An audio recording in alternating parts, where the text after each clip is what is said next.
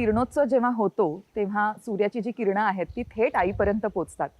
तसंच मुख्यद्वारावर जेव्हा आपण उभे राहतो, कुठूनही पाहिलं तरी आई दिसते. आत सुद्धा इतके खांब आहेत, तरी सुद्धा आई एकदम स्पष्ट समोर दिसते. असं कसं काय? मंदिर रचनाशास्त्रामध्ये याला दृष्टिवेध म्हटलं जातं. दृष्टिवेध म्हणजे महाद्वारातून उभा राहिल्यानंतर त्या देवतेचं दर्शन व्हावं अशा पद्धतीनं त्या मंदिराच्या मूर्तीपासून थेट महाद्वारापर्यंतच्या सगळ्या दरवाजाच्या ज्या कमानी असतात त्याचं एक विशिष्ट मोजमाप असतं, एक विशिष्ट त्याची रचना असते आणि ती शास्त्रशुद्ध शैली वापरून हे मंदिर बांधल्यामुळं आपल्याला महाद्वारातून उभा राहिल्यानंतर सुद्धा करवीर निवासिनीचं दर्शन घडतं. करवीर निवासिनीचं मंदिर हे पश्चिमाभिमुख आहे. सर्वसाधारण देवतांची मंदिरं पूर्वाभिमुख असतात, पण करवीर निवासिनीचं मंदिर पश्चिमाभिमुख आहे. त्याचं आणखीन एक शास्त्रीय कारण आहे, ते समजून घेणं महत्त्वाचं आहे.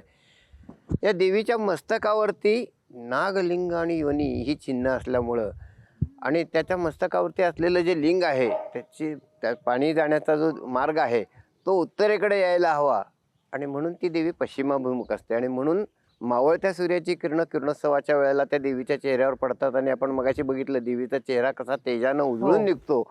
आणि तसंच सामान्य भाविकांना सुद्धा अगदी 300, 400, 500 फूट अंतरावरून सुद्धा जरी पाहिलं तरी महालक्ष्मीचं दर्शन घडतं.